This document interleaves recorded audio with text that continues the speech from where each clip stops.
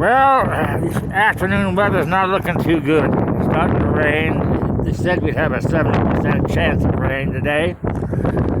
Okay. Right where we left your wheel installed. There's a new shock in there. And I've got new brake pads on that rotor.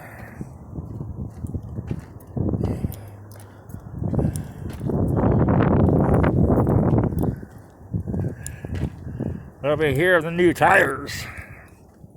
Old rims, those three there, plus the one that's on the car. And that's the special order rim that I had to have for a spare. A slow process. Found out the shocks that I bought. Well, they claimed they were supposed to be the right ones, but not the right ones. And I had to modify parts of the old shock in order to make these new shocks work on the rear of the vehicle. That's the story